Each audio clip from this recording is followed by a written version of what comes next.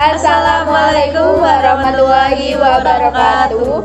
Kami dari kelompok 2 akan menjelaskan tentang anatomi panggul pada wanita. Anggota kelompok kami, saya Zaratullah Nida Ramadhani dari NIM 049. Saya Mahil Arofa dengan NIM 050. Saya Aulia Safira dengan NIM 053. Saya Siska Wara Andani dari NIM 052. saya Nisrina Azhara Salsabila dengan NIM 051. Panggul adalah sebuah cincin tulang yang menopang tulang belakang dan melindungi perut.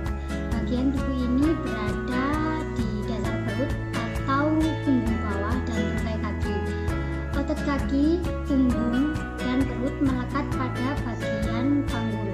Otot-otot ini menjaga tubuh untuk tetap tegak dan memungkinkan tubuh untuk bergerak seperti menekuk, memutar pinggang, berdiri, berjalan hingga berlari. Sebenarnya area panggul wanita dan laki-laki sama-sama terdiri dari otot, sendi, ligamen, saraf, dan organ-organ di dalamnya.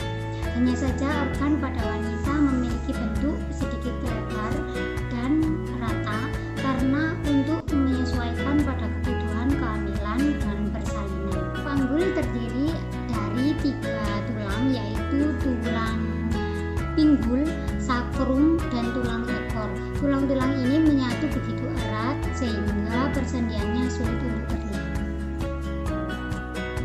Secara fungsional, panggul terdiri dari 2 bagian, yaitu pelvis mayor dan pelvis minor. Di sini saya akan menjelaskan bagian-bagian dari pelvis minor. Yang pertama adalah pintu atas panggul atau yang disebut dengan pelvis inter, yaitu bagian sini.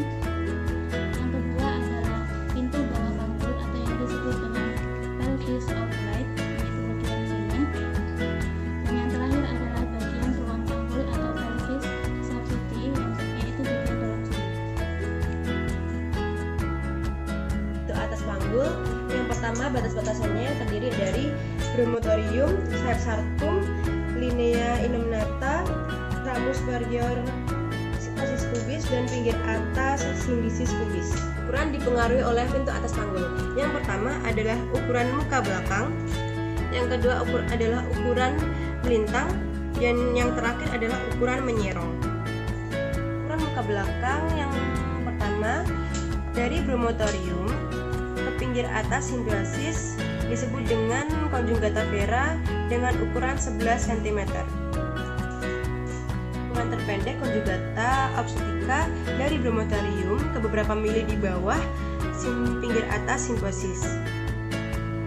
Selanjutnya nomor 3 conjugata diagnosis diambil dari garis articulatio sacroiliata ke titik persekutuan di antara diameter transversa dan conjugata vera dan diteruskan ke linea inumnata yaitu 12,5 cm. Selanjutnya yang keempat ukuran melintang yaitu ukuran terbesar antara linea inumnata diambil tegak lurus dengan ukuran 12,5. Kelima, ukuran serong diambil dari articulation sacroiliata ke tuberculum pubicum dengan ukuran 13 cm. Saya di sini akan melanjutkan tentang 4 jenis panggul berdasarkan pintu atas panggul. Yang pertama yaitu jenis dinaikoid, memiliki 3 ciri-ciri yaitu bentuknya menyerupai lingkaran. Yang kedua, diameter anteroposterior kira-kira sama dengan diameter transversa.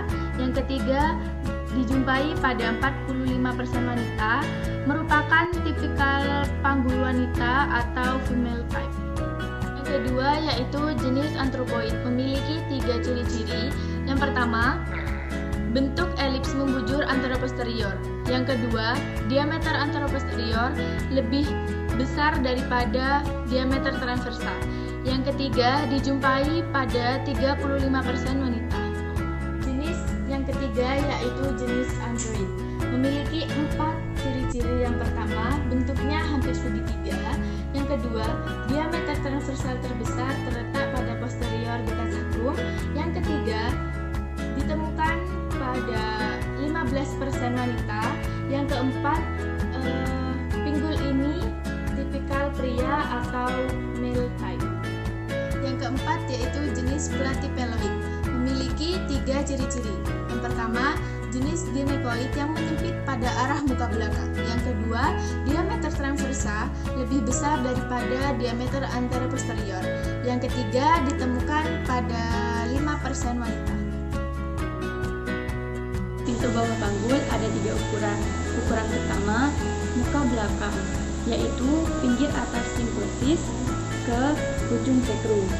Ukurannya adalah 11,5 cm.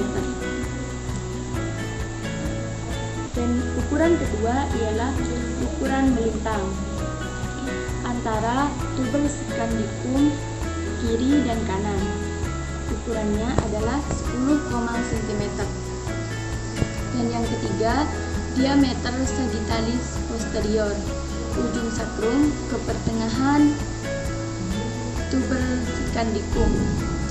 Ukurannya adalah 7,5